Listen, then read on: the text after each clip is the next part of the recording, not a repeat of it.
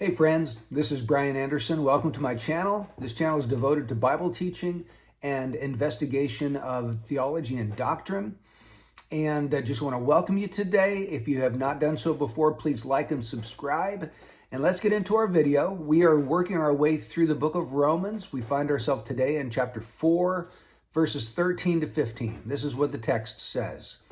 For the promise to Abraham or to his descendants that he would be heir of the world was not through the law, but through the righteousness of faith.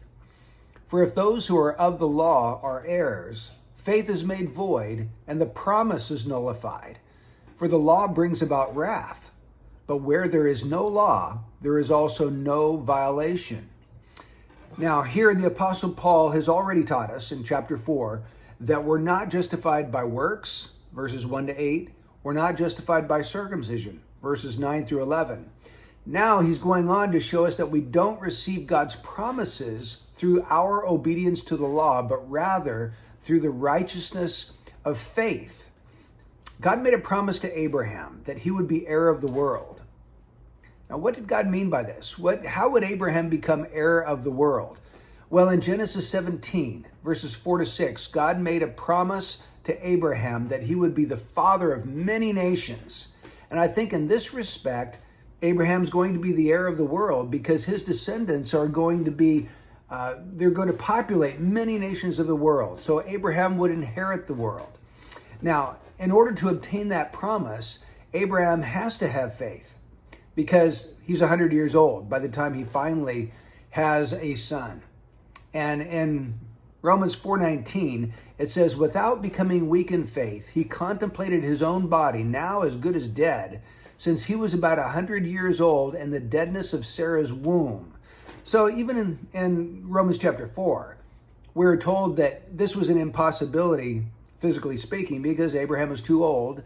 Sarah was too old. She was 90 to be able to bear a child.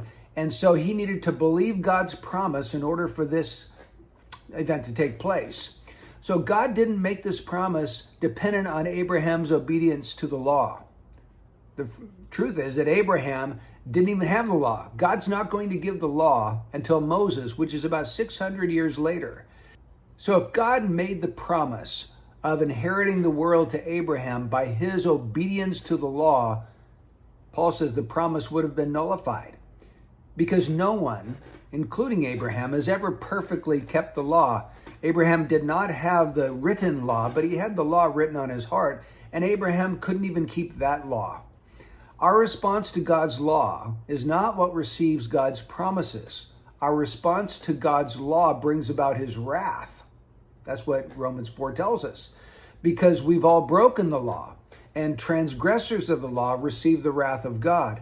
So all of this highlights the importance of faith, doesn't it? Both to receive justification, being declared righteous by God, and to receive the promises that God makes to his people. So I just want to encourage you never to make the tragic mistake of thinking that your right standing with God depends upon your law keeping. It does not. It depends on Christ's law keeping. And when you put your faith in Jesus Christ, his perfect law keeping is put to your account.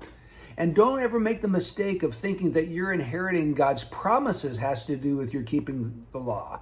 Those things come to us through faith in Jesus Christ. So faith is the key issue here in Romans chapter 4. What we need is for God to increase our faith. May we never trust in our law keeping, our performance, our obedience, our own righteousness. If we do, we're going to find that we are standing on a rotten foundation that in the end is going to horribly fail us.